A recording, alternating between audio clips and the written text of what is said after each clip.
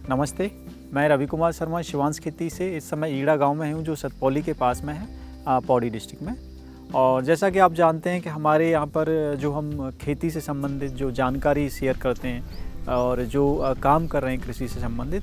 उन सब को देखकर बहुत ही लोग हैं ऐसे जो प्रेरित होते हैं। तो उनमें से ऐसे ही एक हील फाउंडेशन से रंजना जी हैं, वो उसको देखकर प्रेरित हुई तो उन्होंने हमसे संपर्क किया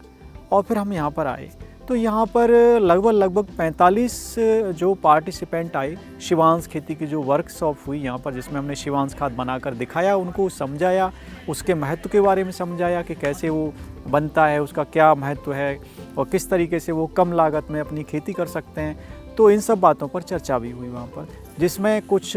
छात्र थे जो 2 जगह से स्कूलों से आए थे, इंटर कॉलेज से, और कुछ अध्यापिकाएँ थीं, कुछ अध्यापक भी थे और उसमें कुछ किसान भाई भी थे। सभी ने बढ़ चढ़कर इसमें हिस्सा लिया और उन्होंने बोला है कि जो ट्रेनिंग के बाद में जो उन्होंने अपना अनुभव जो है हमसे शेयर किया, और उनका कहना है कि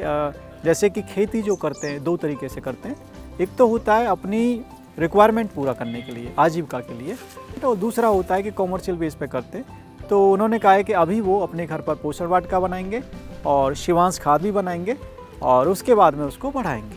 तो हमें बहुत ही सकारात्मक रेस्पॉन्स मिले हैं और हम उम्मीद करते हैं उन सभी से कि वो इसको ज़रूर, जैसा उन्होंने यहाँ पर हमसे जो प्रॉमिस किया है, जो एक वादा किया है, जो हमें एक सकारात्मक रेस्पॉन्स उन्होंने दिया है, उसको वो धरातल पर ज़रूर करेंगे। दूसरा, जैसे मैंने आपको बताया कि जो छात्र हैं उन्होंने बढ़ चढ़ कर इसमें हिस्सा लिया। उन्होंने खुद अपने हाथों से ड्राई, ग्रीन, डंग और बनाने में पूरा सहयोग दिया, क्योंकि आप जानते हैं जो छात्र हैं ये हमारे देश का भविष्य है।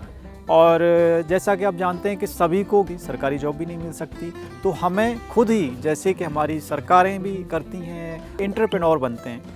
वो इसमें अपना कैरियर बना सकते हैं। और जैसा कि जो बच्चे थे उन्होंने अपनी रुचि दिखाई, तो हमें लगता है कि वो बच्चे भी अपने घर जाके अपने जो बुजुर्ग हैं, माता पिता हैं, उनको इसके बारे में बताएंगे और ख़ुद भी करेंगे और लोगों को भी इसके बारे में जानकारी देंगे। तो ये एक बहुत अच्छा इसमें पॉजिटिव पॉइंट था कि बच्चों ने हिस्सा लिया और बच्चों ने अच्छी प्रतिक्रिया दी। उन्होंने बताया कि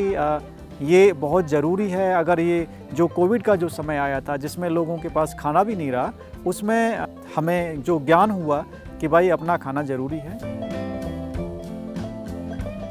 तो बच्चों ने इसमें ये भी बोला, जब हमने बच्चों से कुछ सवाल किए, कि बच्चों ने बताया कि जिस तरीके से हमारे आसपास में बहुत सारी सामग्री होती है और उस सामग्री का हमें ज्ञान नहीं होता है कि हम इसे किस प्रकार से यूटिलाइज कर सकते हैं, उसको एक प्रोडक्टिव रूप में हम प्रयोग कर सकते हैं। तो उन्होंने बताया, बच्चों ने